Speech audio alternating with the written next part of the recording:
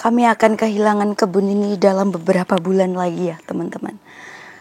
Tidak sedih, malah kami sangat bahagia ya.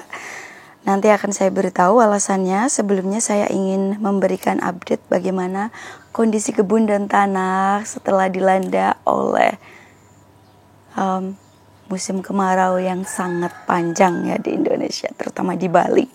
Mari kita sama-sama melihat kondisi tanahnya seperti apa, tanamannya apa saja yang bisa survive ya. Sekarang saya ada di raised bed nomor 3. Saya kerubungi tanahnya ini, saya tutupi tanahnya dengan mulsa ya. Mulsa yang saya gunakan adalah mulsa dulu hasil bekas panen ganyong. Ini adalah dedaunannya, sekarang sudah kering ya. Ini saya gunakan sebagai penutup mulsa tanah. Jadi sesuatu yang ada di kebun ini tidak pernah saya buang di tempat pembuangan sampah. Dari dedaunan, apapun yang ada di kebun ini ya, bukan plastik. Kembali ke tanah sini. Jadi saya gunakan untuk mulsa, nanti mereka akan terurai dan menjadi pupuk lama-kelamaan. Ini teknik ini juga bagus sekali untuk mempertahankan kondisi tanah ya, supaya tidak kering, cepat kering, karena kan sekarang musim kemarau, tanahnya itu cepat sekali keringnya. Walaupun 3 kali dalam sehari disiram, tetap tidak sebagus kalau misal kena guyuran hujan yang memberikan banyak nutrisi ke tanah ya teman-teman. Untuk ini kelnya tidak sebagus yang dulu, karena pada waktu dulu saya tanam yang sebelah sana itu pas kena musim hujan ya. Ini dia hidup di musim kemarau. Masih oke lah, tiap pagi masih bisa dipetik untuk sarapan smoothie. Kalau yang raised bed nomor 2, tanahnya sungguh gembur sekali ya ini teman-teman. Sering saya beri kompos ya, buatan sendiri dari limbah dapur begitu. Ini saya gunakan untuk menanam biji-bijian ya teman-teman. Bunga-bungaan juga masih survive. Kalau yang sebelah sini daun basil, karena saya suka sekali dengan bau daun basil, ini akan saya tanam lebih banyak ya daun basilnya. Kita akan pergi dari kebun ini sekitar beberapa bulan lagi. Untuk mengetahui alasannya, lebih baik saya tunjukkan ya, daripada ngomong di sini, mending saya tunjukkan di sana.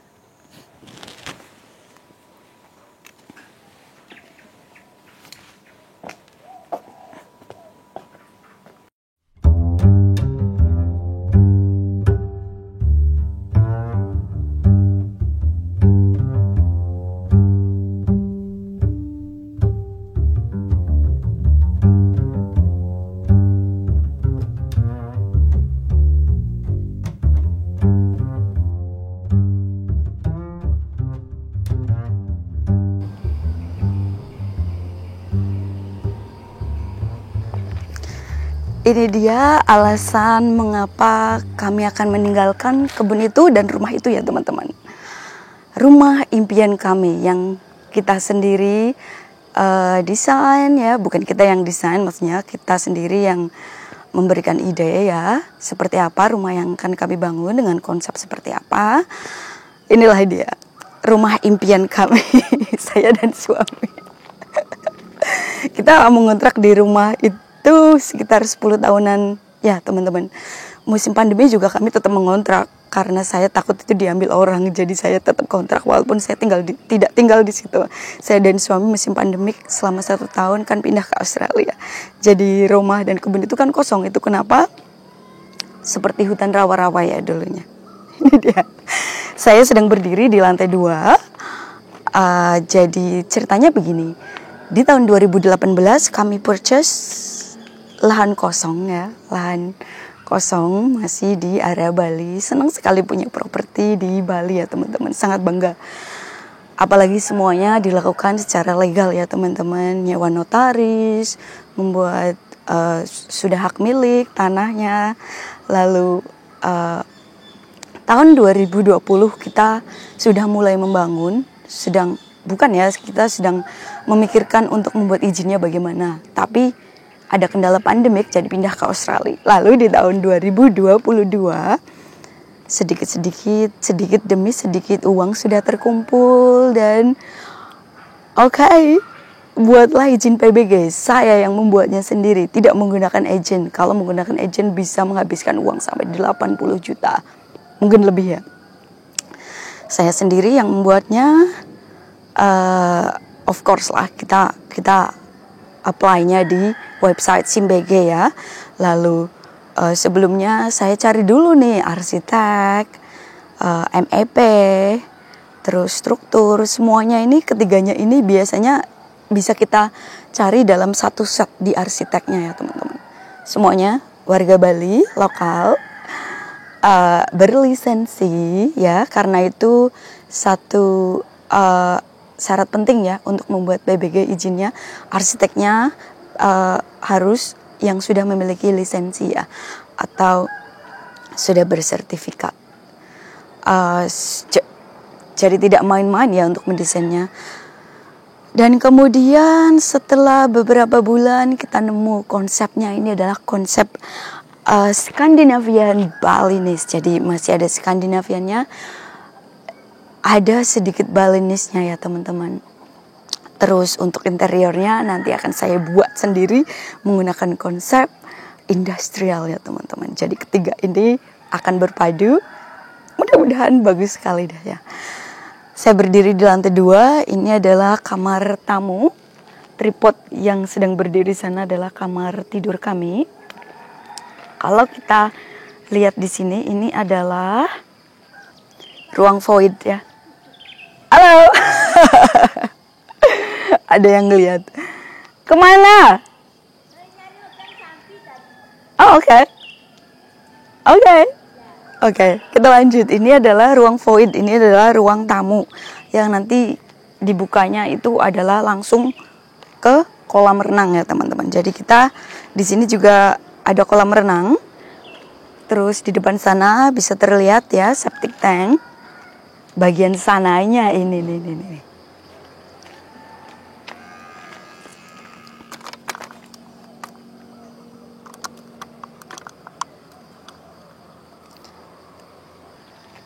Dari sana ke sana semuanya kebun. Dari sini juga kebun.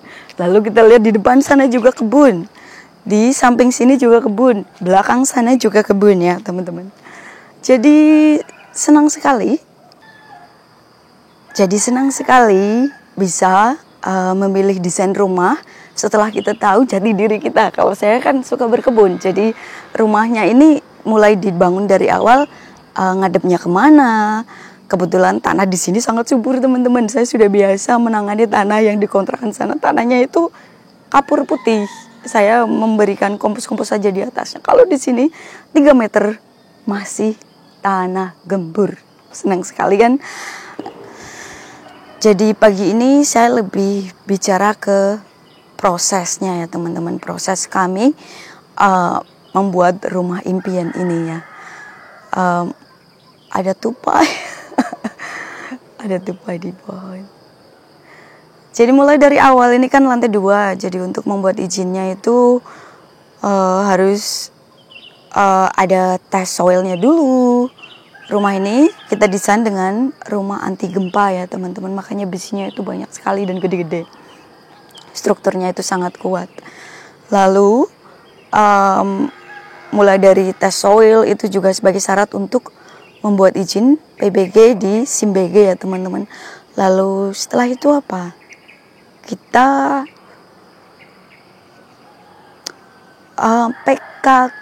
PKKPR ya. Itu juga merupakan salah satu syarat untuk membuat izin PBG. PKKPR itu di dalamnya terdapat luas tanah yang kita punya berapa meter, lalu dari luas tanah tersebut berapa area yang akan digunakan untuk membangun rumah, dan seperti itu ya teman-teman.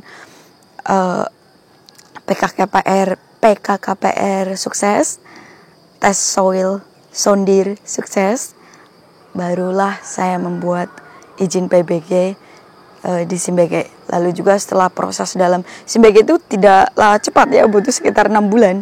Ada proses sidang juga, saya datang ke sana melihat desain rumah saya ini di sidang, apa yang perlu diperbaiki dan sebagainya ya teman-teman. Arsitek perlu merevisi atau tidak, bagian struktur perlu merevisi atau tidak. Setelah itu PBG jadi nih, nah ditempelin dah itu izin PBG-nya. Dan mulai saya beli material saya beli sendiri, bagian logistik saya sendiri yang mencari tim pengawas supaya desainnya itu yang dibangun sama dengan desainnya. Jadi pengawas yang saya dapatkan adalah arsitek ternyata. Jadi lebih baik lah. Lalu untuk sipilnya, untuk tukangnya itu saya cari sendiri ketua tukang yang mempunyai beberapa pekerja ya. Jadi punya staff sendiri. Jadi saya seperti kontraktor nih teman-teman. Senang pokoknya bisa memilih material sendiri. Tahu sendiri kan kalau ibu-ibu memilih ya untuk materialnya. Harganya bagus, kualitasnya harus bagus. Kualitasnya bagus, masih terus kita padankan dengan toko-toko lainnya ya. Itulah ibu-ibu, sangat teliti sekali. Baik teman-teman, terima kasih banyak sudah menonton video ini. Itu kenapa saya lama tidak membuat video, karena pikiran dan hati saya ada di sini sedang mengurus beberapa persoalan di pembangunan rumah ini ya teman-teman. Untuk selanjutnya mudah-mudahan di area rumah ini ada beberapa buah-buahan, sayur mayur ya. Ada tupai, loncat-loncat cantik sekali. Sayur mayur semuanya. Apa yang ada di imajinasi saya itu dapat terkabulkan ya teman-teman. Jadi bagian sana nanti ada, paling enggak saya pengen punya ayam. Kalau dikontrakan kan sangat sempit, ini bisa dibilang 3 kali lipat ya teman-teman. Saya dapat 3 kali lipat untuk berkebun, area untuk saya sendiri. Terima kasih.